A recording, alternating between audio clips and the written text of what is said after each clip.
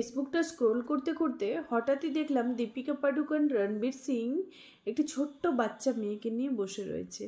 একদম অরিজিনাল ছবি তোমাদেরকে দেখাচ্ছি আমি। তো এই ছবিটা দেখে কেউ এক মুহূর্তের জন্য বিশ্বাস করবে না যে এটা ফেক ছবি। যাদের এআই সম্পর্কে ধারণা নেই তারা তো ভাববে যে এটা একদম অরিজিনাল ছবি। কিন্তু না বন্ধুরা, এটা হচ্ছে এআই দিয়ে তৈরি করা একটা ছবি, এবং যেটা সাধারণ মানুষের জীবনে একটা অসাধারণ পরিবর্তন এনে দিতে পারে।